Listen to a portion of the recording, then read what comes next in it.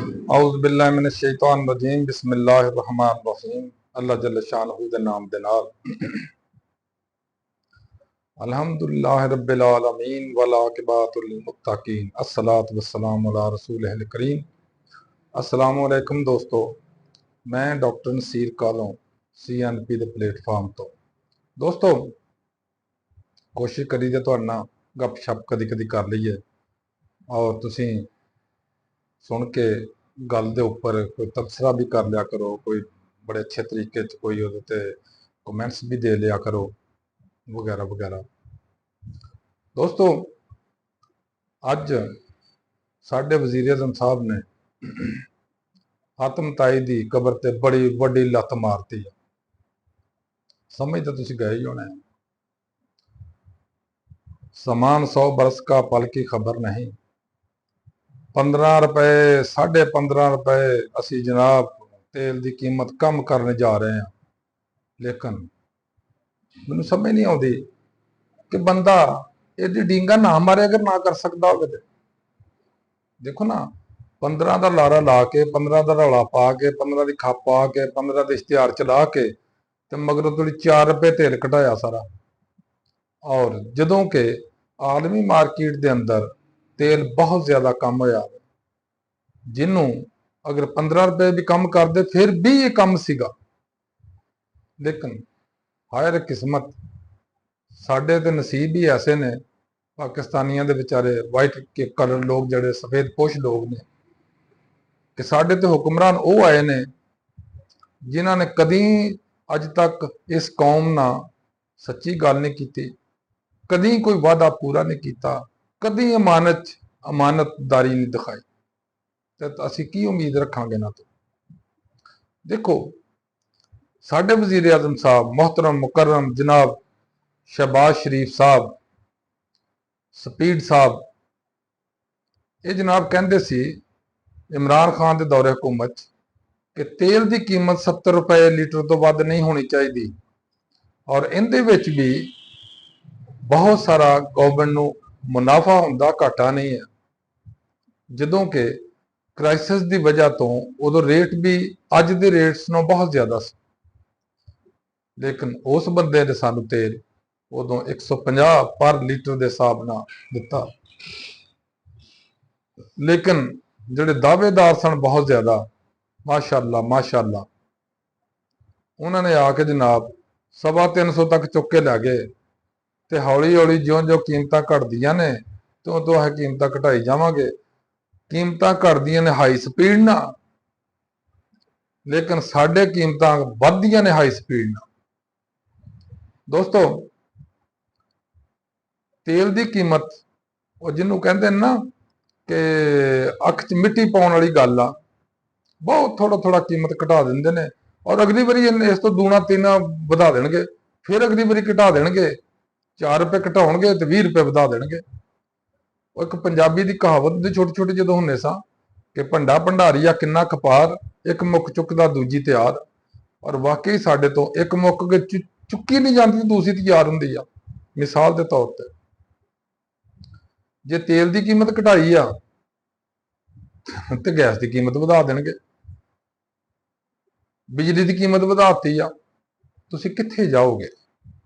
इन्होंने ऐसे रस्से बनाए ने, ऐसे ऐसे अजीबो गरीब तमाशे ने इन्हां सियासतदानां दे। शायद कुछ अच्छे लोग भी विच होणगे, लेकिन सच्चाई ईमानदारी इस तरह ही नपीद आ इन्हां विच जिस तरह पाकिस्तान च नपीद। दोस्तों, सुनते हुन्ने सां कि ऊंची दुकान फीका पकवान, ये जिन्ने लारे लाउंदे रहे ने, जिन्ने लिया के जनाब जलसे जलूस लै लिया के बड़े बड़े वड्डे वड्डे जनाब मिलियन मार्च लै लिया के आउंदे सी, महंगाई घट करो, महंगाई हो गई है बहुत ज्यादा।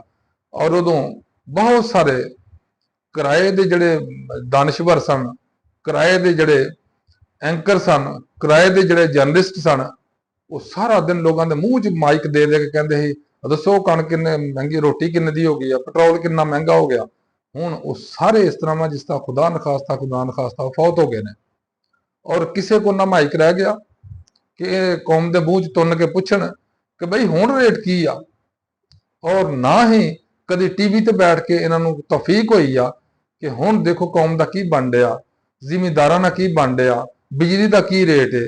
ਉਦੋਂ ਜੇ ਬਿਜਲੀ ਦੇ ਰੁਪਏ 'ਚ 1 ਰੁਪਇਆ ਵਾਧਾ ਹੁੰਦਾ, ਇਜ਼ਾਫਾ ਹੋ ਜਾਂਦਾ ਸੀ, ਤੇ ਸਾਰਾ ਦਿਨ ਟੀਵੀ ਤੇ ਉੱਤੇ ਬੈਠ ਕੇ ਇੱਕੋ ਹੀ ਤਬਸਰਾ ਹੁੰਦਾ ਸੀ, ਮਹਿੰਗਾਈ ਬਹੁਤ ਹੋ ਗਈ ਆ, ਮਹਿੰਗਾਈ ਬਹੁਤ ਹੋ ਗਈ ਆ।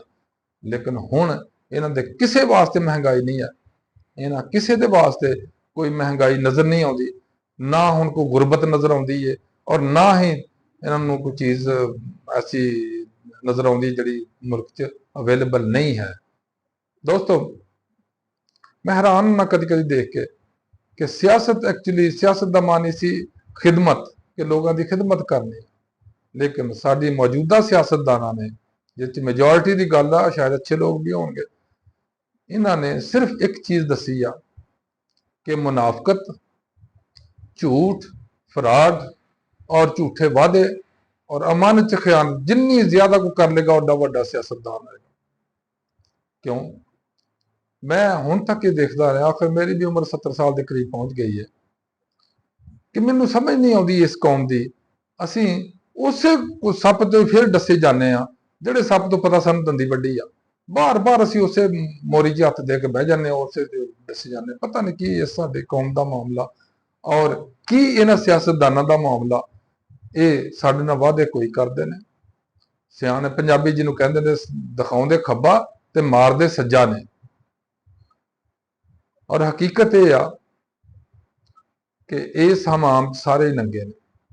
ਇਹਨਾਂ ਦੀਆਂ ਆਪਣੀਆਂ ਰਿਪੋਰਟਾਂ ਦੇਖੋ, ਇਹਨਾਂ ਦੇ ਆਪਣੀ ਪ੍ਰਾਪਰਟੀਆਂ ਦੇਖੋ, ਇਹਨਾਂ ਦੀ ਆਪਣੀਆਂ ਜਾਇਦਾਦਾਂ ਦੇਖੋ, ਆਪਣੇ ਇਹਨਾਂ ਦੇ ਰਹਿਣ ਸਹਿਣ ਦੇਖੋ, ਆਪਣੇ ਇਹਨਾਂ ਦੀ ਮੌਜ ਮੇਲੇ ਦੇਖੋ, ਇਹਨਾਂ ਦੀ ਆਪਣੀਆਂ ਮੌਜ ਮਸਤੀਆਂ ਦੇਖੋ।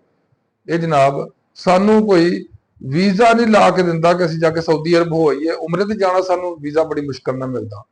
ਇਹ ਦੁਨੀਆ ਦੇ ਹਰ ਮੁਲਕ 'ਚ ਇਹਨਾਂ ਦੇ ਵੀਜ਼ੇ ਫ੍ਰੀ ਨੇ, ਇਹਨਾਂ ਦੇ ਟਿਕਟ ਫ੍ਰੀ ਨੇ। ਅਸੀਂ 2 ਸਾਲ ਪਹਿਲੇ ਸੋਚਨੇ ਆ, 3 ਸਾਲ ਪਹਿਲੇ ਸੋਚਨੇ ਆ ਕਿ ਸਾਡੇ ਕੋਲ ਪੈਸੇ ਹੋ ਜਾਣ ਤੇ ਅਸੀਂ ਉਮਰਾ ਹੀ ਕਰ ਆਈਏ ਜਾ ਕੇ, ਲੇਕਿਨ ਸਾਡੇ ਕੋਲ ਇੰਨੀ ਤੌਫੀਕ ਵੀ ਬੜੀ ਮੁਸ਼ਕਲ ਨਾਲ ਆਉਂਦੀ ਹੈ ਕਿ ਅਸੀਂ ਉਮਰਾ ਅਦਾ ਕਰ ਸਕੀਏ।